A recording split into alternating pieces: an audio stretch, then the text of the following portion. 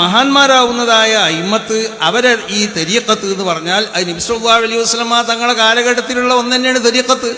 റസൂൽ സല്ലല്ലാഹു അലൈഹി വസല്ലമ തങ്ങൾ മുറബ്ബിയായ ശൈഖായിരുന്നു. അബൂബക്കർ സിദ്ദീഖ് മുറബ്ബിയായ ശൈഖായിരുന്നു. ഉമർ ബിൻ ഖത്താബ് തങ്ങൾ മുറബ്ബിയായ ശൈഖായിരുന്നു. അലി റളിയല്ലാഹു അൻഹു മുറബ്ബിയായ ശൈഖായിരുന്നു. ഉസ്മാൻ ബിൻ അഫ്ഫാൻ ഇവരൊക്കെ മുറബ്ബിയായ മശായിഖന്മാരായിരുന്നു.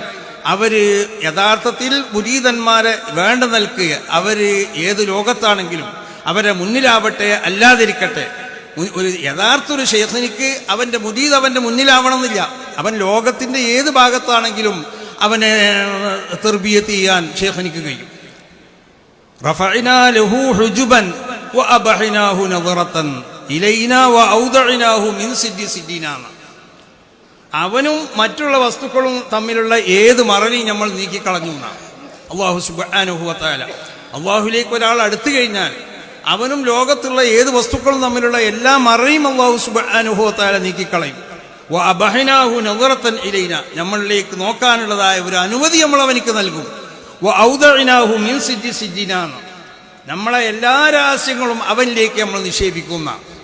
അപ്പൊ അള്ളാഹു മഹാന്മാരാവുന്ന അള്ളാഹുവിന്റെ ഔലിയാക്കന്മാർ, മഹാന്മാരാവുന്ന മുറബ്ബിയാവുന്ന മശായിഖന്മാർ, അവർക്ക് ലോകത്തുള്ള എന്തും നോക്കിക്കാണാൻ പറ്റുന്നതായ ഒരവസ്ഥയിലാണ് അവരെ കണ്ണുള്ളത്.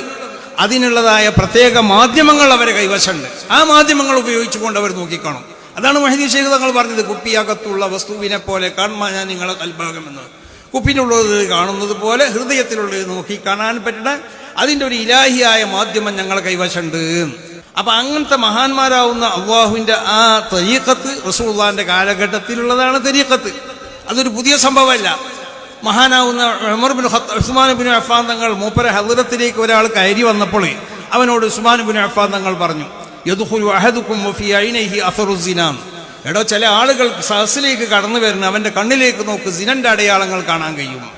അതെന്താ? അവൻ വരുമ്പോൾ പെണ്ണിനെ നോക്കി, അതൊരു കുളർക്കാത്ത നോട്ടല്ല. നോക്കിയതിന് ശേഷം പിന്നെയും നോക്കി.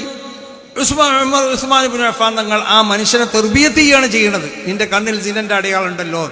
അവൻ നോക്കിയ ആ നോട്ടത്തിന്റെ മോശമായ അടയാളം അയാളെ കണ്ണിൽ പതിഞ്ഞു. ആ പതിഞ്ഞ അടയാളത്തിനെ നോക്കിക്കാണാൻ ബഹുമാനപ്പെട്ട ഉസ്മാൻ ബിൻ അഫ്ഫാൻ തങ്ങൾക്ക് സാധിച്ചു. ഇതാണ് മഹാന്മാർ. അതുകൊണ്ടാണ് തരീഖത്ത് എന്നുള്ളത് ഒരു പുതിയ സംഭവമല്ല. അത് പഴയ കാലത്ത് റസൂലുള്ളാഹിന്റെ കാലഘട്ടത്തിലുള്ളതല്ല. പക്ഷെ ആ ഒരു പ്രത്യേക പേരിൽ അത് പിന്നീട് അറിയപ്പെട്ടു.